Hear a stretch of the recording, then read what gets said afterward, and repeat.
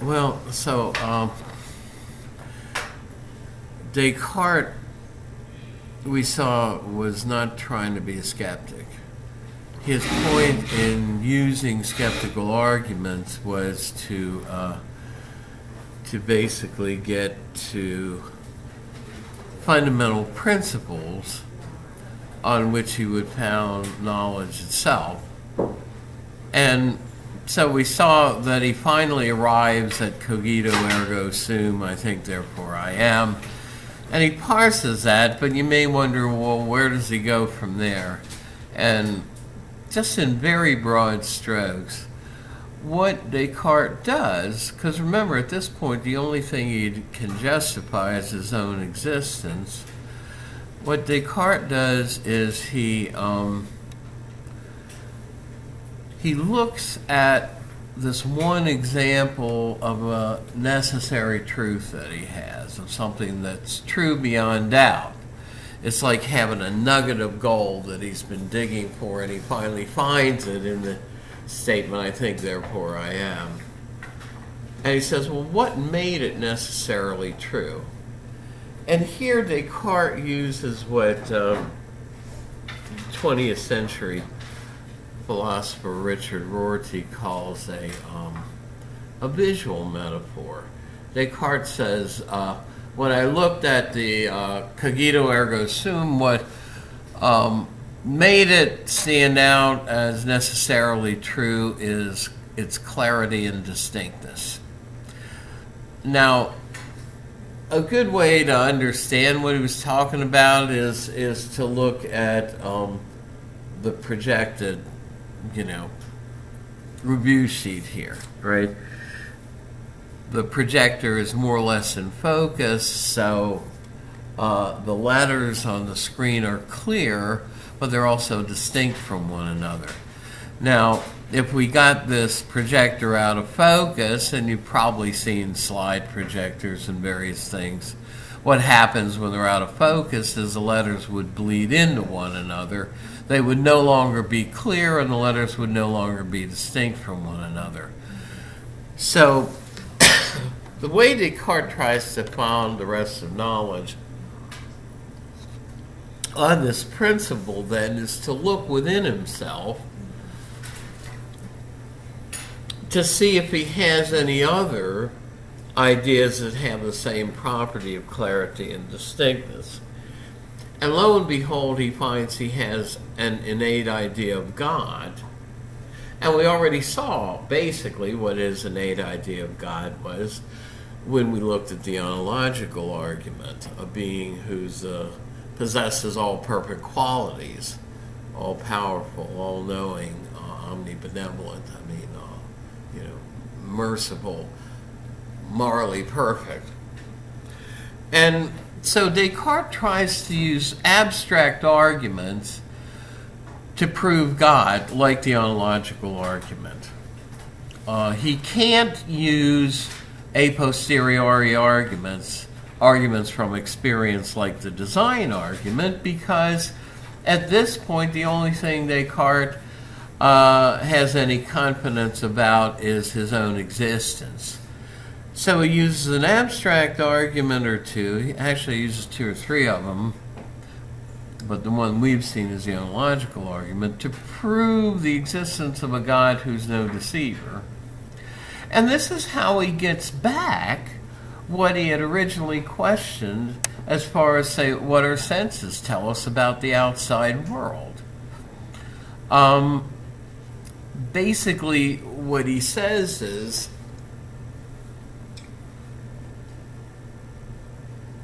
God would in some sense be a deceiver if he made me such that I think that there's, say, a real computer monitor in front of me, but it's all just a dream, or it's all,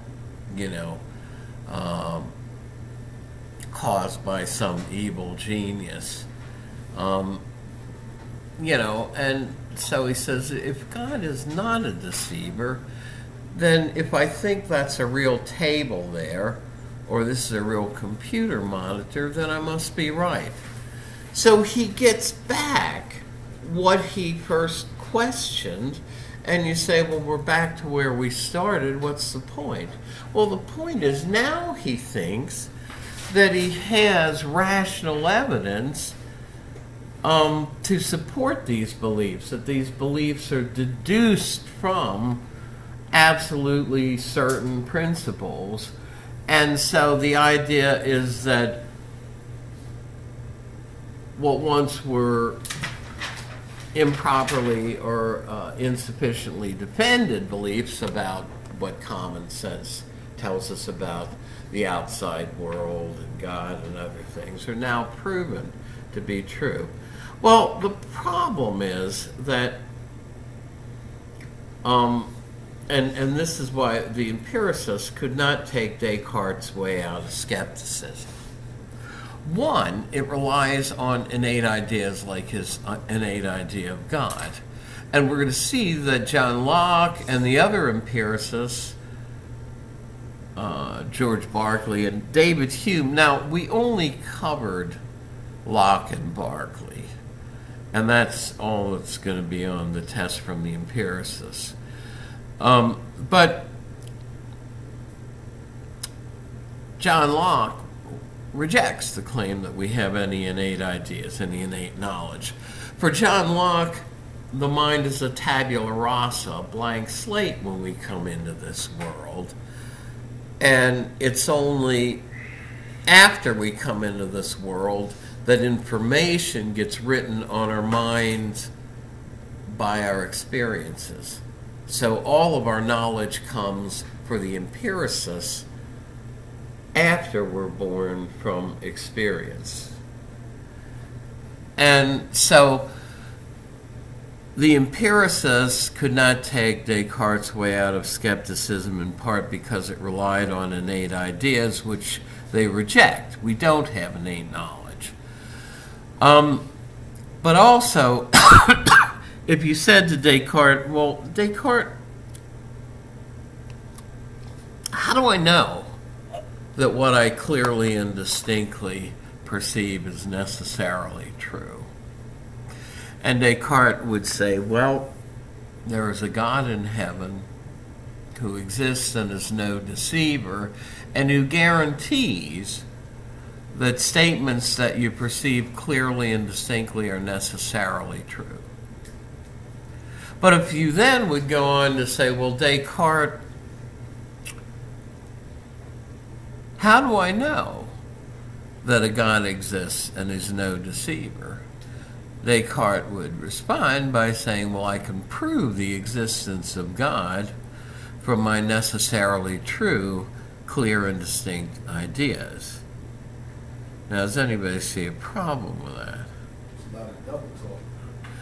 Well, it's not only double talk, but it's circular reasoning. In other words, it assumes what he needs to prove. He needs the ideas to be true to prove God, and he needs God to guarantee the truth of the ideas. So this type of circular reasoning proves nothing. It assumes what you're supposed to prove. So Descartes hasn't really established, a firm basis for knowledge. The empiricists did not think so. And this circular reasoning has come to be called the Cartesian circle. So the empiricists, because they didn't have Descartes' way out of skepticism, and they didn't have an adequate one of their own, ended up in the skepticism of David Hume. But Locke and Berkeley go halfway or more than halfway there. So for John Locke, there are no innate ideas. Now, he doesn't just state that. He doesn't just say, hey, look, I don't think there are any innate ideas. But he devotes a whole book of his work on the theory of knowledge, the essay concerning human understanding. He devotes basically a whole book to that. That's kind of like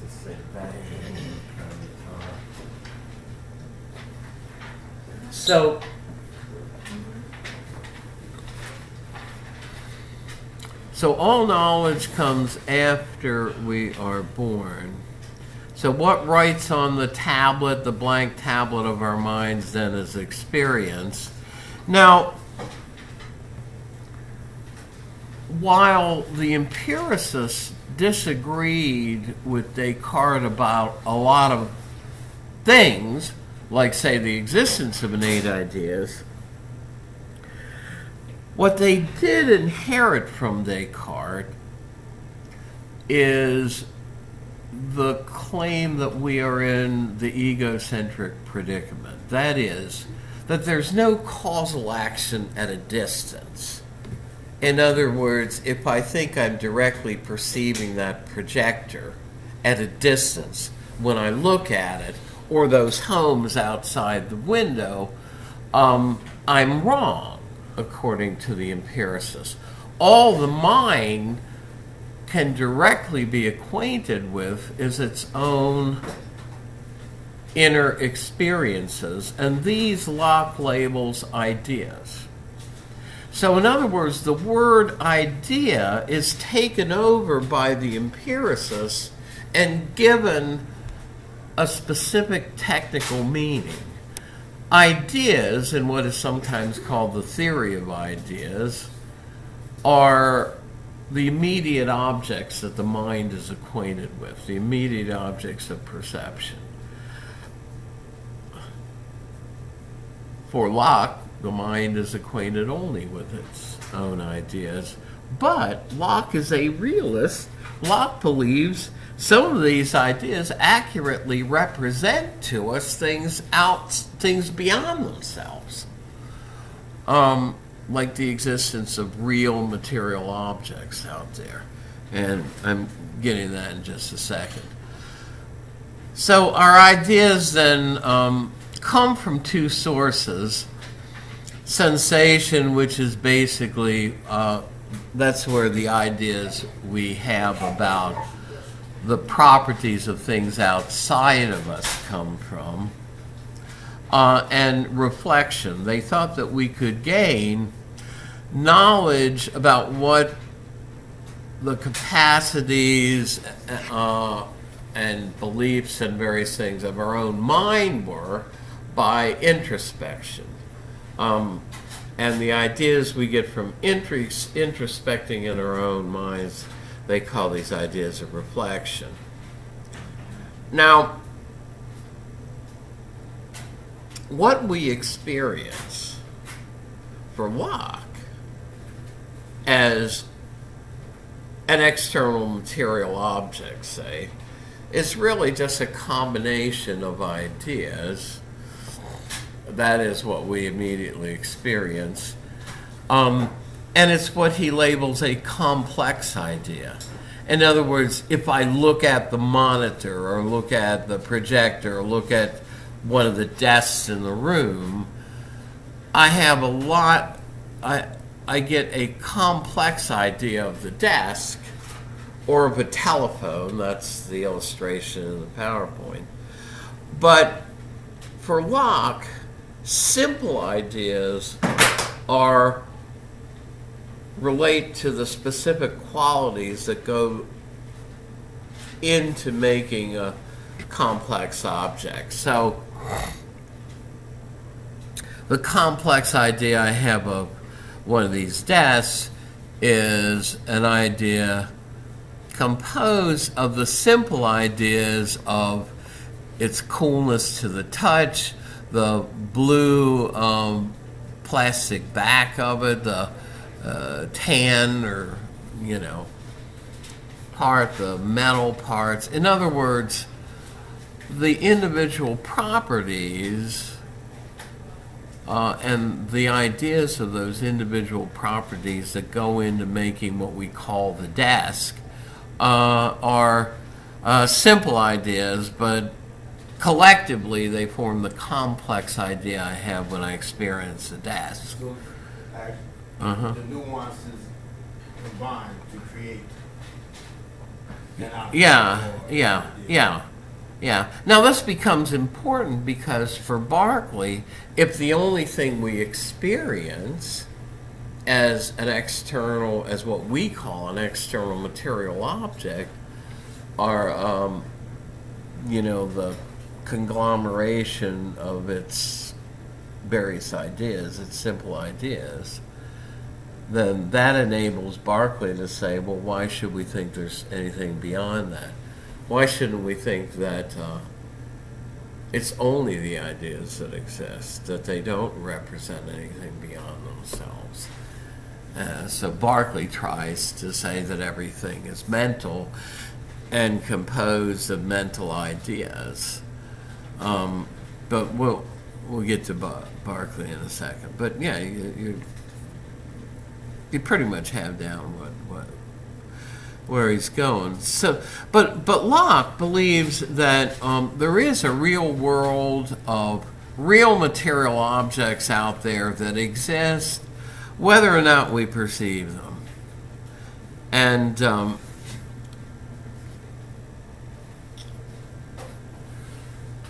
And he says these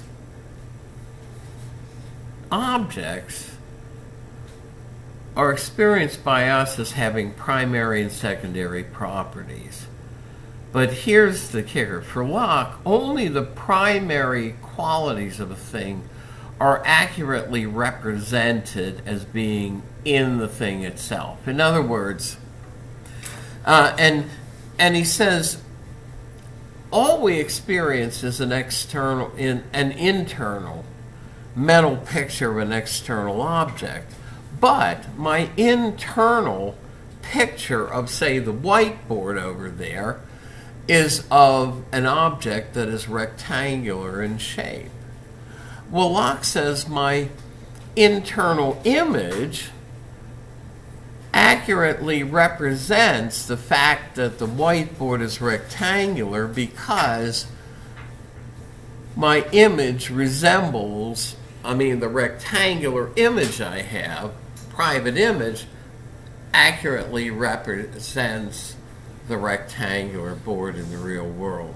So for Locke, primary qualities, things like the extension in space, the ability of motion in space, the shape of something, its weight, its size, its number.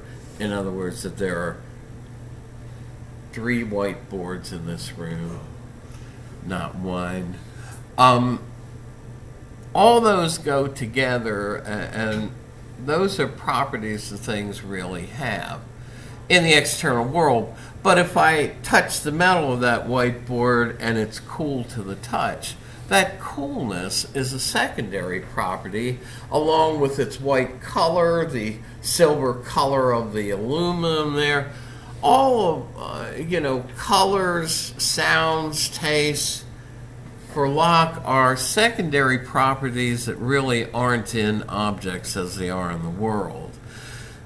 And our ideas of secondary properties are subjective and in us.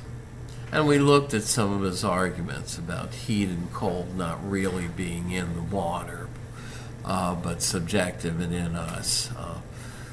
I told you about my dad who was colorblind and presumably had a very different experience at a traffic light than I did.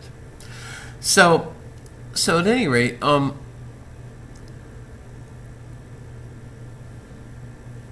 so primary properties are really in objects, but secondary are subjective. Locke believes then there's an external world, but we only have indirect access to it through our ideas. And so, just like a picture on a television is an image that represents what it's a picture of, Locke says the only thing the mind is immediately acquainted with or perceives is its ideas, but some of those ideas accurately represent and are caused by real objects in a real world. For John Locke, he would have no problem saying the desks and chairs of this room, will be there everything else is closed up over the Christmas break, you know. So for Locke, then, we have real knowledge of an external world. But the problem is, because he buys into the assumption that the mind can never be acquainted directly with anything in that world, only with its own sensations and ideas, it becomes very hard for him to defend the claim that any of those ideas accurately represent something beyond themselves and are caused by things beyond themselves, like material objects in this room. And so his realism is called indirect. That is, we never directly experience the material world. For Locke, we only indirectly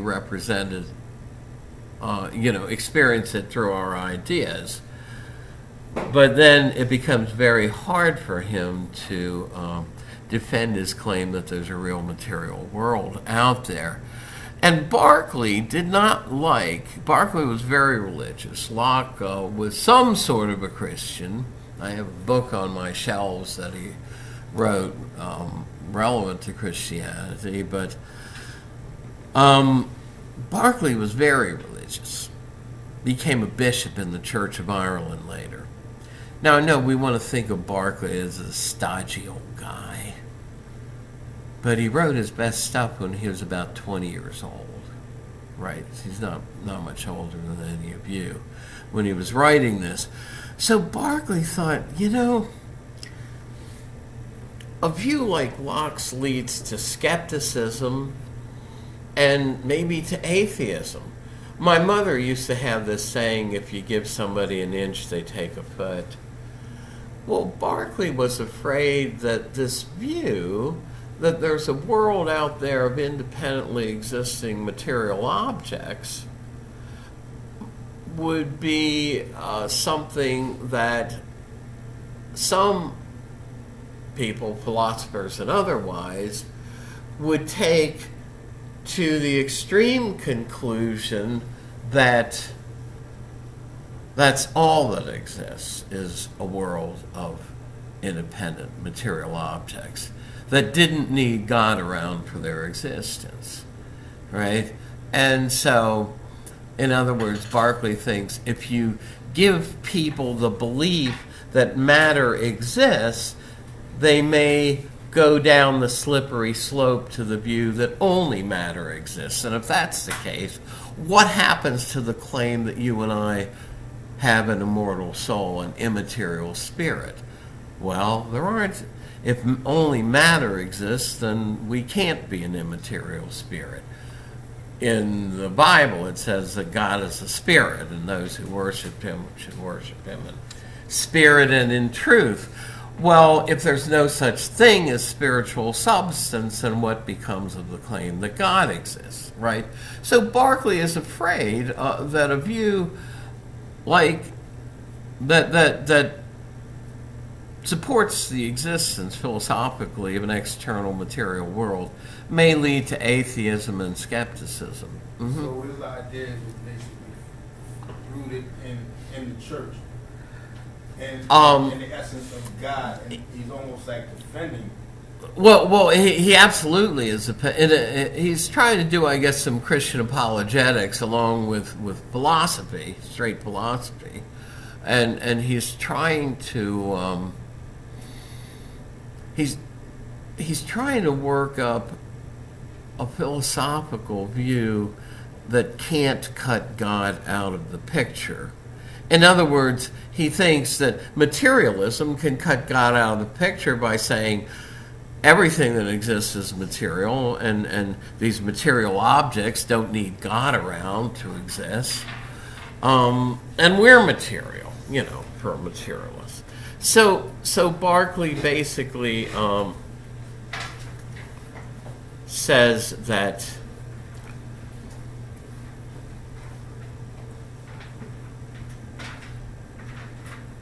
we can go from the fact that the only things we directly experience are ideas to the claim that everything around us is ultimately mental and spiritual, that material substance, matter, does not exist.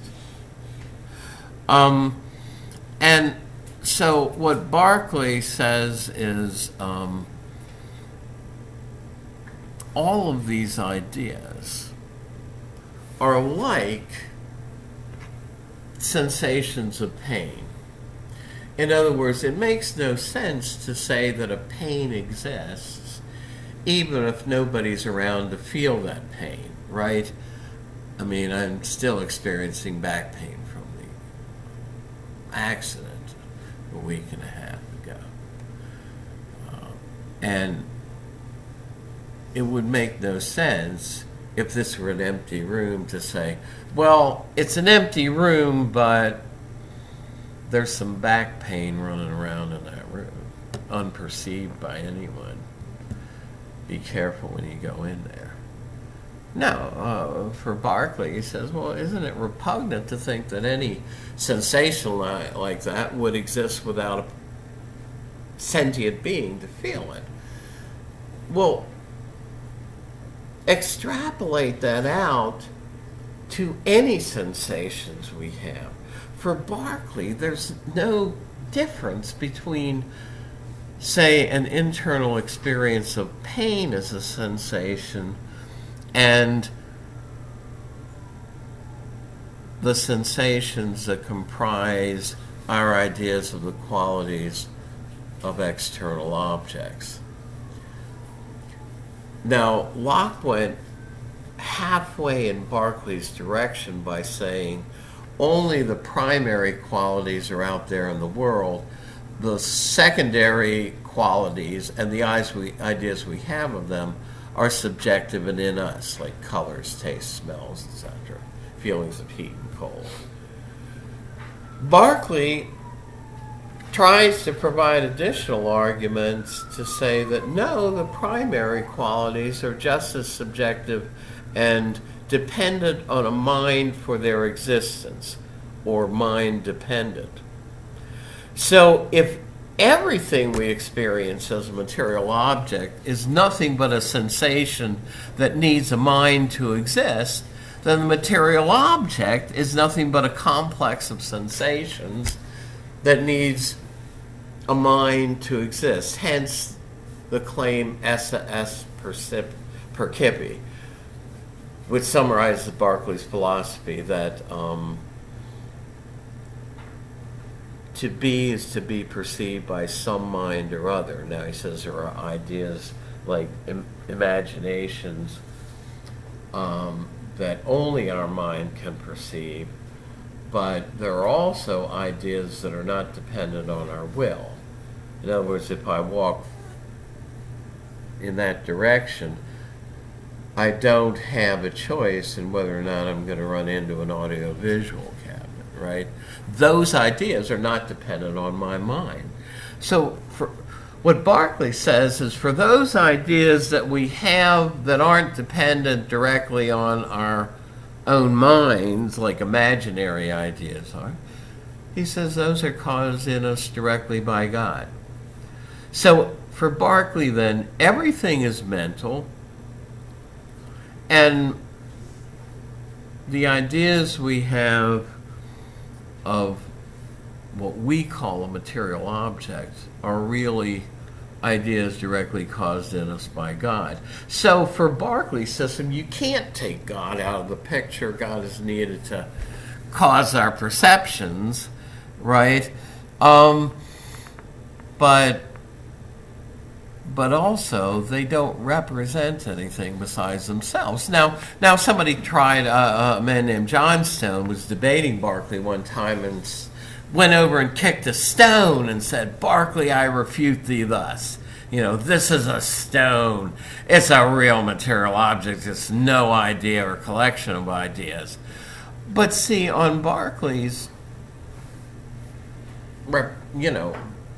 philosophical view, the stone is still going to be as hard, because what is hardness? It's just an idea of a primary quality.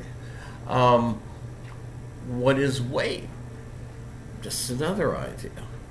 You know, if you cut the stone down the middle, it's not going to be hollow just because it's composed of ideas. You know, so for Berkeley, the world we experience is just going to be like it is, but it's ultimately mental. You know, so anyway, now Berkeley says this is common sense, and basically he says that he's not a skeptic because